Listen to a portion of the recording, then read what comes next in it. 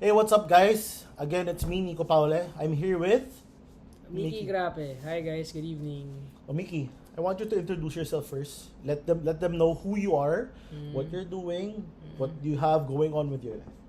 Okay, so again, I'm Mickey Grape. To start, I have businesses. So right now, I have a hair studio in Makati. And my next project, I'm gonna start kitchen and coffee inside the Court Hoops Haven sa Pasay. So Coach Cholo owns that facility. Okay. And I'm part of that. And there, i-build ko yung kitchen and coffee ko. So, with the mga business na sina-start ko ngayon, I want it to be community-based.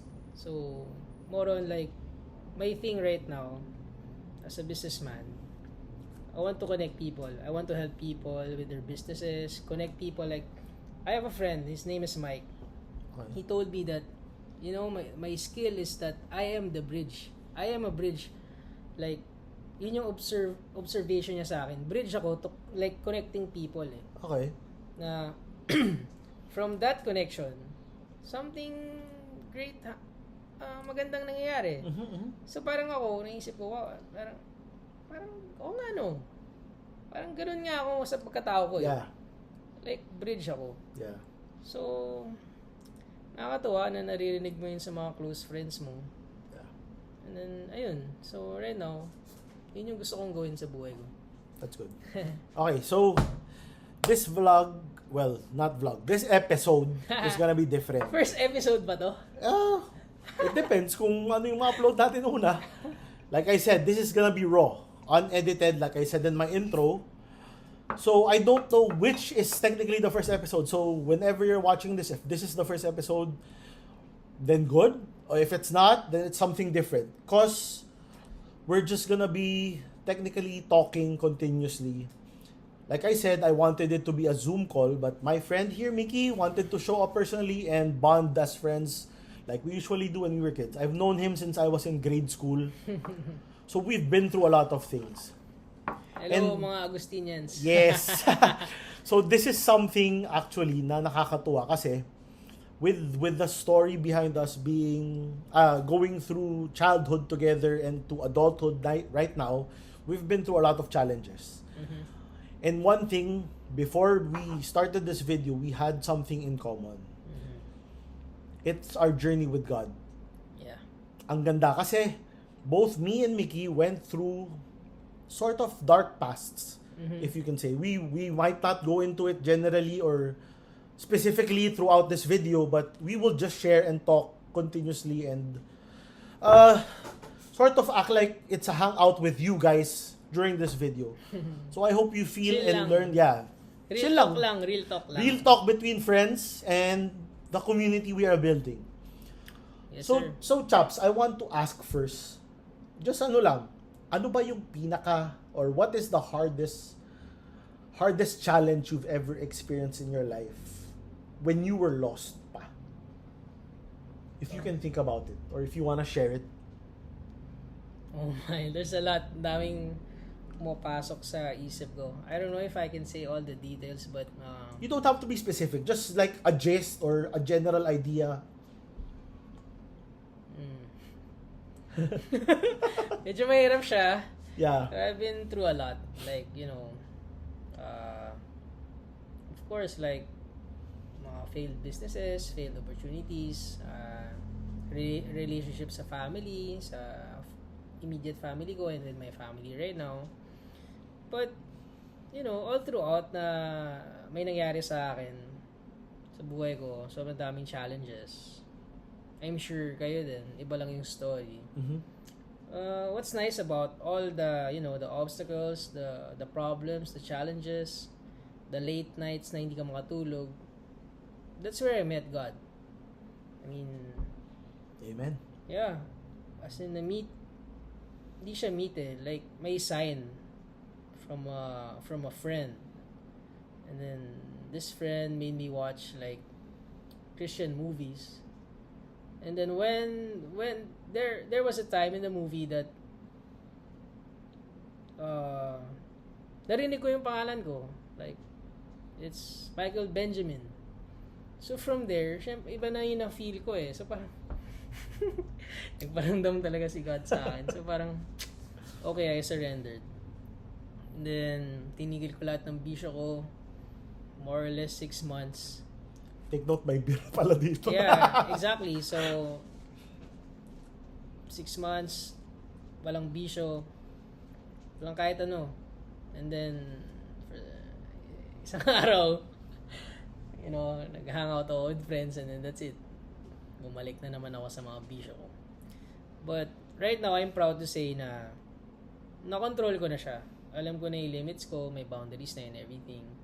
So, ayun, I'm so happy right now because I'm in this journey building my relationship with Jesus Christ, of course. Amen. Praise God. I mean, like, I experienced life without Him, and right now I'm experiencing life with Him. I'm in the right path right now, so that's what I want to share right now. Actually, yun. Kasi kanina, nag-uusap kami. We were talking about the difficulties of growing up as children to adults. So, nung bata kami, we used to get into fights, have a lot of chicks, drink a lot. Wala akong chicks, bro. Sana. drink with friends. Drinking is my thing. Not listening to our parents. We did things that we can't share all of them. But we are not the type of children you would want your children to hang out with when you were young. Those are facts. Talaga ba? Di naman. Those are facts. We are good friends. I mean, we are good people, but we made a lot of mistakes. Mm-hmm. But I think, like what me and Chap shared, I think God allowed us to make those mistakes to bring us closer to Him. Because like I shared a while ago, I wasn't in a very good place. I was in a really dark place. I was getting into fights left and right when I was in college. My friends were avoiding me. My high school friends were avoiding me. I didn't know my place anymore. I was hanging out with the wrong crowd. I wasn't going to classes. I wasn't your perfect role model until I had my kid. This is facts, ha. When my daughter came into my life, ako personally feeling ko yun yung sampal sa akin ni God. That was God's way of saying it's time to stand up and man up and take responsibility. Yeah. I had to step up because now I'm bringing life and I'm taking care of another person whose life depends on me. Mm-hmm. It wasn't a relationship like having a girlfriend. She could stand on her own. If you had a girlfriend, a wife, they can do their own thing. They have their own responsibilities. But a baby can't do anything without you. You have to feed it, you have to support it, you have to change its diaper, everything. So I think that was the moment God came into my life, but I was still blind. So I didn't share this in my first video, but I shared this with Chaps. I wanted to start this because of my mental illness problems. So it started after having my kid pa. So it wasn't evident before my kid. It wasn't evident when I was having problems in college. I was just having fun then. It came upon, I think my daughter was 3 or 4. It started. So it's something that I wanted to share also in this channel because at that time I was lost. I didn't know God. I wasn't looking for Him. I was fighting and lost mentally. I didn't know who to turn to. So when I started listening intently, I understood my path. I understood that it was brought to me, that this is happening to me because I have to learn something from it, or because I had to share my journey with someone who is lost like me. So like Chaps, whatever he is going through right now, I'm not sure what he's willing to share this video. Like I said, this is raw. Tumatambay lang kami ngayon. Yeah, inom lang. Cheers. Yeah. Cheers, guys. He will just open up when he feels like opening up. But okay, I'll give you a brief background. Baka mahiya si Chaps. When we were younger, Chaps was sort of the big boss Hindi of totoo yun. our grade school community. Hindi totoo yun. They had a small clique. It wasn't small. It was almost half of the batch. Hindi naman. 50 or 60 boys. It was funny because, like, to share. Yeah. Kasi parang, it's FOG, so it's Friends of Grape. So nakakatawa lang one time, I don't know kung nasa kami. Parang, I was like just asking, kaibigan ba kita? Sige, FOG ka na. Sobrang babaw lang. Siyempre, bata pa tayo lang. And then, biglang, parang medyo, parang, I don't know kung lumaki siya, pero parang maraming naging friends ko. Yeah. So, naging FOG. But, I don't see myself as a boss. Or more on like, I think I'm just really friendly. Parang talagang friendly ako. Tapos syempre kung may gulo, parang upakan natin. Yeah. Ganun siya. So, but it's not like nagpa-power trip ako, may mga binubuli kami or anything. I don't know, baka may nabully ako, sorry. Hindi ko alam eh. Pero hindi ako like, hindi ako violent. Parang more on like really friendly ako. As in like, talagang, gusto ko mag-build ng mga connections na maganda. Parang ganun. Tapos, I think naman, kaya friendly kasi, mga kasama natin nung time na yun, wala naman akong kaaway. Yeah, true. Siguro may mga naiinis sa mga ibang ugali ko. May mga nayayabangan. Oo, nayayabangan kasi, I don't know, wala, confident ako eh. So, yabang pala yun. So, I don't know, feeling ko lang confident ako, I say what I want. Pero, syempre, mali pala yun, syempre. Minsan, dapat you have to be sensitive. So, yun. Mga ganung bagay lang. No, I just wanted Pero to hindi ako mention. boss. Yeah, hindi siya boss. No, I just wanted to mention that because I analyzed it now as an adult. So, seeing Chaps during that time, I saw it was like he was the leader of the group, blah, blah, blah. But now, it's because he was seen as a leader. He had the characteristics of someone who was good to lead. And which is, he is applying now as a businessman. Mm-hmm. With his team, with his community of friends, with Hoop Haven, with Grape Studio. So, ang ganda kasi I wanted to invite him because of those things. I saw things that people could learn from. Like I said, I wanted this channel to be something that would make an impact. And I think Mickey's story would sort of hit certain kids or adults that had certain or same experiences during their childhood or even adulthood. Because like now nga, but the main point actually that we wanted everyone to hear was how we changed and how it brought us closer to God separately. Hindi kami close ni Chaps at all. Honestly, we weren't that close. We knew each other. We hung out like I could count it in my fingers. Malamang more than 10 naman. More than 10 ba? More than naman. Siyempre. But we were doing childhood things. Yes! Alam niyo na yun. Wherever you are, whatever you did when you were in high school or grade school or college, we did those too. Mm-hmm. So, but we weren't close. But I saw him as someone who has impact, who has character. Salamat. And hearing now, before we started this video, I heard his journey. I was shocked. Because he was also changed like I was.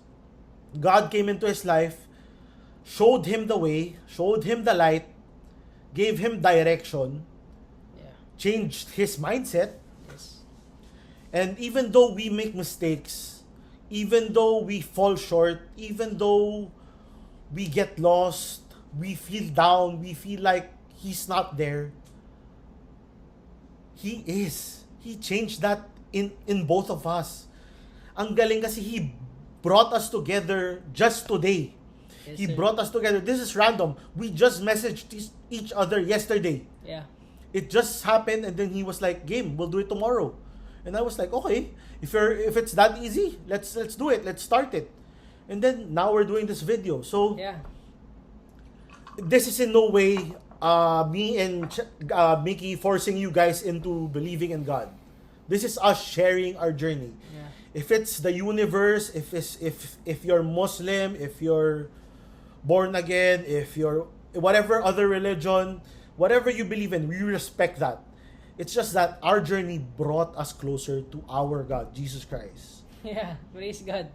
Praise God talaga. So, lahat ngayon, everything we want to share is that whatever happens to us right now, whether it be a good thing or a bad thing, we say, thank you, Lord. What's next? Or if we get hurt or if it's something bad, thank you, Lord, for this lesson. What do I have to learn from this? Help me discern your voice from the enemy's voice. So, things like that. Ikaw, Chaps, anong masishare mo pa sa experiences mo? Do you have anything specific, a specific lesson, big lesson in your life that you learned now, before? It doesn't have to be a present lesson. It can be a lesson when you were a kid, a lesson when you were in college, a lesson now that you're a father. Anything that you think can make an impact in someone's life watching right now. Okay, if I may share, meron akong favorite quote sa Instagram ko siya nakita. Okay? Kasi like, talagang laki ng impact niya. And, you know, this is really what I really want to share. So, ito siya. Don't shine so that others can see you. Shine so that through you, others can see Him. Amen. Ang ganda. Yeah, so when I saw this, of course, thank you God. And this is what I want to do now. Especially with my friends, mga kasama ko sa trabaho, sa business ko, and sa mga communities ko sa basketball leagues. This is what I want to share. Gusto ko yun yung makita nila through me.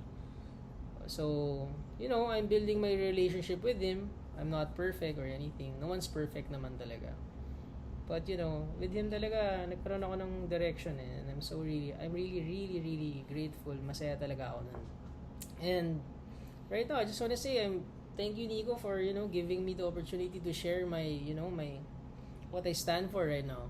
And, you know, Ganda. and I want to share in our lives right now, sobrang daming crisis, daming problema. You know, lahat naman tayo may problema. But I want to see sa community natin, sa Pilipinas, sa buong mundo. So, you know, we help each other out. You know, may business friend mo, tulungan mo. Hindi mo kaibigan, kailangan ng tulungan mo. Alam mo yan. Mahirap ang mundo. So, gumawa tayo ng magandang community to help each other out. That's it. Yun lang yung talagang gusto ko. And, you know, life, kung ano mang meron tayo ngayon sa mundong to, I think it's just the game. And you have to play it well. You know? True. Pero kung ano talaga yung totoo for me, kung ano nasa Bible, kung ano tinuturo Amen. ng mga tao sa mga tao na nagsulat nun. Amen. Yun yung totoo. Amen. The way, the truth, and the life. That's Jesus Christ. And from there, dahil ko natutunan, naging guide siya sa buhay ko. And I want to share that sa lahat ng mamimit ko. Kung may nakikita silang changes sa akin, it's because of Him. Because of His words. Alam mo yan. So, isa sa mga favorite ko is, trust in the Lord with all your heart. Do not lean unto your own understanding. So, lagi ko yan sinasabi. Lagi ko yan sinishare. Ganda. So, yun lang masasabi ko sa ngayon. Ganda. Okay. So basically, okay, we won't keep this too long. We just wanted this talk to share our journey.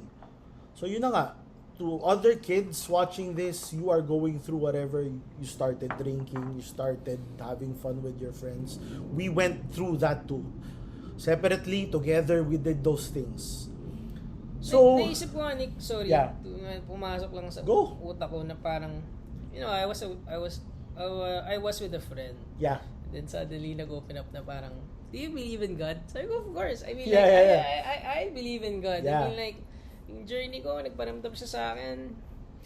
And following his words right now. That's good. Tapos sinabi niya sa akin, I do believe in him, but bakit kasi nangyayari itong mga bagay na to sa akin? Sabi ko, yung time na yun, wala akong masabi dun sa tao. Hindi mo masagot. Hindi ko siya masagot, parang, I just invited her na parang, I think you should go to church. Like, I can be there for you. You can go to church. Ganyan. You know. Yun, sabi niya, sure, why not? Pero hindi siya natuloy, but it's okay. Yeah. Pero parang more on like, yun nga, anong tingin mo dun? Parang, oo nga, naisip ko, parang, hindi kasi ako pastor or anything. I mean, I don't know everything, but, ano bang sagot dapat sa ganun na parang, why do bad things happen to you? Oo eh. I think, like I said, everything is a lesson eh. Diba? Oo nga. Everything is a lesson eh. Well, like I said previously in this video, we went through dark stuff when we were younger because we had to learn through it. He allowed us to listen to the enemy and follow the enemy's words because he gave us, what do you call this, free will to discern whether it's good or bad. Diba? But we chose the latter. We chose the bad. But Usually ganun talaga. it's true eh. Whoever is watching right now, I'm sure you've done this. You've listened to the bad. But I think what me and Chaps have learned is that you have to apologize, yes, but do not regret it if you've learned from it. Because if you don't learn from it, there's something wrong with you. Honestly, you have to learn through everything, whether it's a good thing or a bad thing. There's a learning lesson eh. Good things you learn from, bad things you learn from. Like I told Chaps, before I had enemies. I hated people. Now I turn to them and call them my friends. I explained this also. I've been tackling this topic with my family and my wife. When I say everyone is my friend, everyone is my family, and they say, no, ibang acquaintance, ibang ganyan. No. But for me, God, there is no accident. God places people in your life for a purpose. Everyone you meet, whether it's someone you just helped along the way or someone who helped you along the way, someone who let you pass on the road, everyone is there for a reason. Kumbaga, if someone let you pass on the road, you avoided an accident, or you let someone pass on the road, you avoided an accident.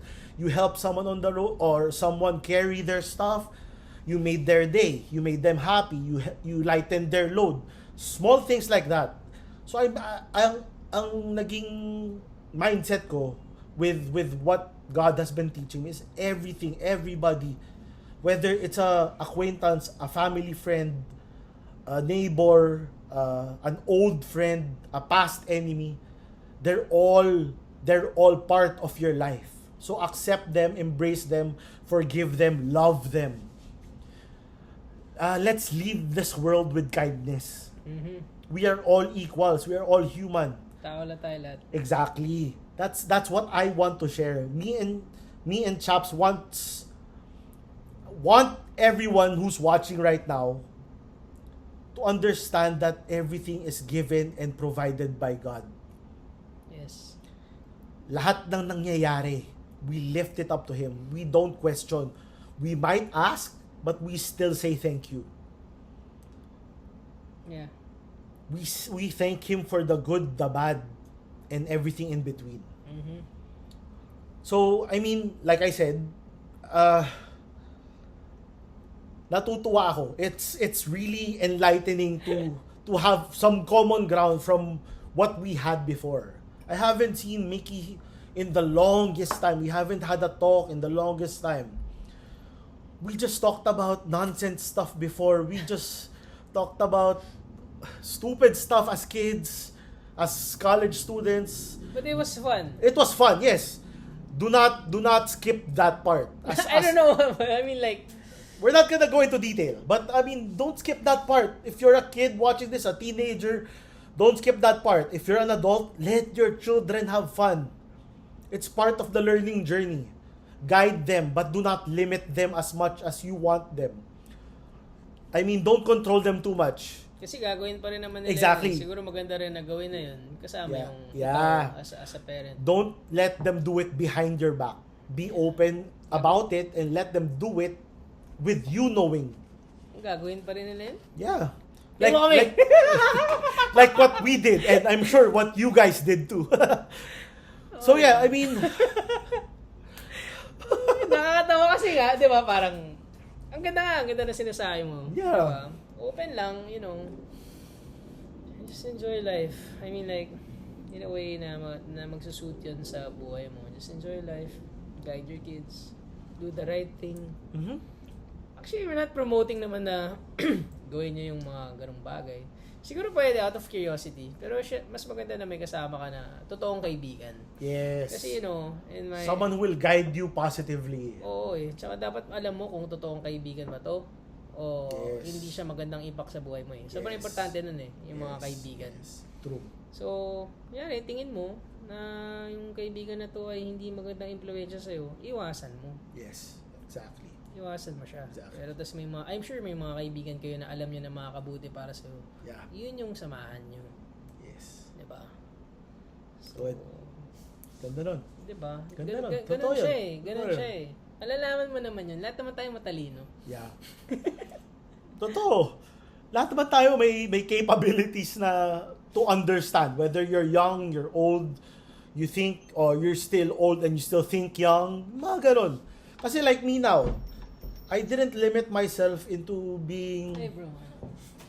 Hello. Come here. Hi, good evening. This is Tito Mickey. How are you? Guys, How are this you? is my daughter. You bless Kira. Hi. Say hi, Kira. She's hiding. I'll go now. We're talking pa. Oh, so yeah. Sorry for the interruption, but she just wanted to say hi. So yun, like where was I? But I think okay. Ano ba ang pinag-uusapan? Nawala nga ako eh. Nawala na ako. Oo. Pero okay. lang. Basta ang point nitong video namin ng episode na to is live your life, make mistakes, And and- trust the Lord with all your heart. yes, lift everything up to God. I mean, ulitin ko lang ulit. I experienced life without Him. And right now, I'm experiencing life with Him. Mas okay talaga. Sobra, ganda. ay, Ganda. ay nako. So, God, you, and then family. Amen. That's it. Amen. Make him the center of everything, whether it's your business, your relationships. Kahit saan, dapat siya yung sentro ng buhay. Yes. Lalo na, relationship pare. Sobrang... Yes. Yes. Ay. Okay. Ngayon alam ko na gagawin. Nagpapatawa lang. Pero, So okay, hindi na natin papahabain to. Gusto ko lang talaga malaman nyo na ang point nito nga is about our relationship with God, but we are not forcing you to believe in God if you are of a different religion or kahit atheist ka or if you just believe in the universe and karma. It's up to you. We will respect you. We just say put your trust in whatever you trust. Lift it up to that. Listen to the positive thing. Do not step on anyone. Do not hurt anyone. There's no point in doing those things. We are all equal. We are all human beings. We are all created equals. exactly. War, fights, hatred. There's no place for that Oo, anymore. dapat wala na. Let's remove all of that. Oo. Let's accept each other. Let's listen to each other's opinion. Respeto. Yeah, exactly. Exactly. Pinaka-importante. Exactly. So, me and Chaps will continue our session, but I will end this video here. I hope you got something out of our conversation. Before I end it, I want to reach out to other people who want to share their stories, like my friend Mickey here. I want to hear from other religions as well, other beliefs, other opinions, anything. I have other videos coming up. What happened? Oh, sorry. I don't know if this will be my first or my pilot episode, but if it will be, then hi guys, welcome. Sobrang okay nun kung ito yung first episode Yeah. o yung pilot episode because I really believe that every human should be, you know, ang unang niyang iniisip, ang unang niyang sinusunod ay yung Panginoon. Galing. Amen. Yun, yeah. Amen. Yun Sige. talaga. And So, speaking about religion, sorry. Okay.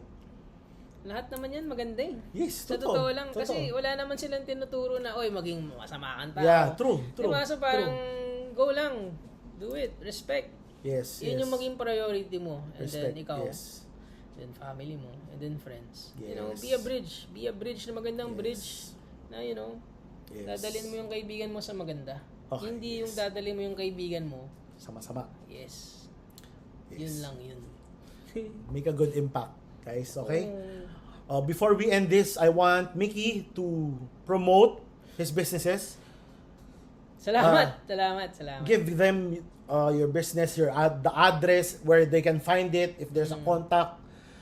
I will put the details below also, but I just want you guys to hear it out and maybe visit his businesses and support.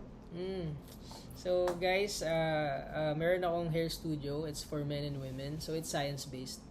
So to share a quick thing about it, like for example, you're gonna get a cut. It's based on your head shape. And if you're gonna get a hair color, it's based on your skin tone. So talagang may consultation tayo, and then syempre may precision cutting and everything. So we do it professionally. Kumbaga may intention siya. Precise siya, everything. So experience siya. So ini-invite ko kayo to try it, you know. Yes, Bring please, out guys. the best image that you know, possibly na pwedeng magawa. Diba? So yun yung business ko ngayon, and I have future businesses na parating. By God's grace, binigay niya sa akin tong idea na to, and I'm sure it's gonna happen. And I'm still gonna continue everything I do. Naka-sentro si Jesus Christ dun.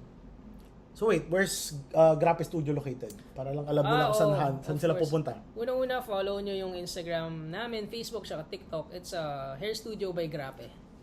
So, nasa Makati siya, sa Pio Campo. Malapit siya sa Comuna. It's called Teresita Mansion. So, you just go inside, ground floor kami. You're gonna see the barber pole there. Yun yung studio namin. So, I hope to see you guys there. Message me. I'll be there, of course, to, you know, take care of you guys there. See you soon. Thank you, guys. Thank you, chaps. Thank you. Maraming salamat sa opportunity. Guys, I hope you learned something from us.